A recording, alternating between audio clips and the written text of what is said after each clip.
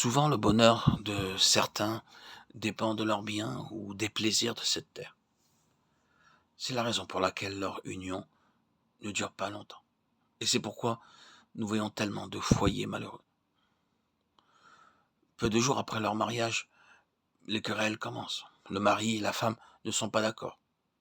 Si le mari dit allons vers le nord, la femme dit non, dirigeons-nous vers le sud. Mais ceux qui sont unis par le Seigneur n'ont pas besoin de discuter. Ils se mettent à genoux pour trouver la volonté de Dieu. L'amour qu'ils ont l'un pour l'autre grandit jour après jour et leur procure de la joie. De la même manière, lorsque nous sommes unis au Seigneur Jésus, nous apprenons à l'aimer et, en grandissant spirituellement, notre amour pour lui croît également. Au début, nous disons, Seigneur, ce sont ces choses que je désire. Tu es mon bien-aimé Sauveur. C'est pourquoi, donne-moi toutes ces choses et satisfais mes désirs. À mesure que notre compréhension spirituelle grandit, notre prière change aussi. Nous disons alors, Seigneur, quels sont tes désirs? Quelle est ta volonté? Dis-moi ce qui te ferait plaisir et je l'accomplirai. Cela nous procure une grande joie de faire plaisir et de satisfaire notre Seigneur. Nous ne lui obéissons pas par obligation mais volontairement. Cela devient facile d'obéir au Seigneur parce que nous avons la pleine assurance qu'il sait beaucoup mieux que nous-mêmes. Il connaît la fin depuis le commencement. Ses voies sont parfaites et il rend aussi nos voies parfaites. Psaume 18, 31, 18, 33. Quand nous obéissons au Seigneur, nous devenons aussi comme lui. Nous recevons sa grâce, sa paix et ses vertus. Il est courant de prendre une photographie après le mariage, mais lorsque vous en prenez une autre après quelques années de vie commune heureuse, vécue dans l'amour et dans l'unité, nous constatons une certaine ressemblance dans les visages. Bien que venant de familles différentes, les époux ont l'air d'être frères et sœurs. De la même manière, nous devons aussi être unis au Seigneur Jésus-Christ et être semblables à lui dans le domaine des pensées, des paroles et des œuvres, pour que finalement, nous puissions être son épouse. L'amour qu'un mari manifeste à l'égard de sa femme ne peut être comparé à celui qu'elle recevrait de sa mère, de sa sœur ou de quelqu'un d'autre. Nous sommes aussi aimés du Seigneur de façon particulière. C'est la raison pour laquelle nous sommes appelés son épouse. Il y a beaucoup d'anges dans le ciel, mais le Seigneur Jésus ne peut pas les aimer de la même manière qu'il nous aime. Ce grand privilège nous a été accordé.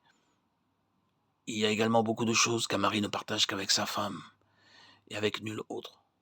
Si le mari et la femme sont réellement dans une même pensée, ils pourront partager réciproquement chaque secret. Le Seigneur Jésus-Christ veut aussi partager ses secrets avec nous. Dans Genèse 18, 17, Dieu dit « Cacherai-je à Abraham ce que je vais faire ?» Il était sur le point de détruire les cités de Sodome et de Gomorrhe. Personne d'autre ne le savait. Dieu révéla ce secret uniquement à Abraham. Nous lisons aussi dans Jean 15, 15.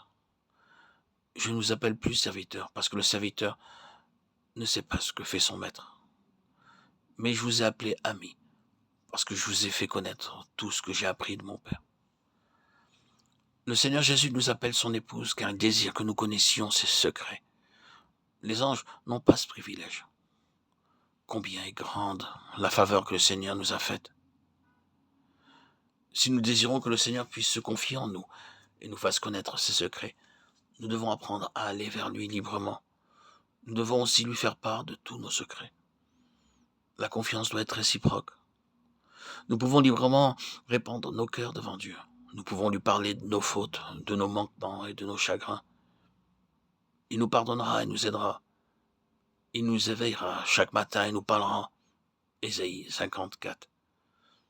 Il nous donnera son message pour que quelques amis ou voisins, il nous enseignera les mystères célestes que nous n'aurions jamais appris dans quelque école ou collège que ce soit. Tout cela, il le fera si nous sommes désireux d'attendre patiemment devant lui chaque matin. Essayez tout simplement, et vous verrez. Priez ainsi. Mon Seigneur, parle-moi, je suis prêt. Donne-moi ton message. Vous serez surpris alors de voir combien de messages célestes vous seront donnés. Mais très souvent, nous constatons que les gens n'accordent pas assez de temps au Seigneur. Ils le traitent comme un étranger Ils ne passent pas suffisamment de temps dans la prière et dans la lecture de la Bible. Ce n'est que lorsqu'ils sont contraints pour une raison ou pour une autre qu'ils lisent un chapitre. Ils pensent que les moments de dévotion sont une perte de temps. C'est ainsi qu'ils perdent le privilège d'être en communion avec Dieu.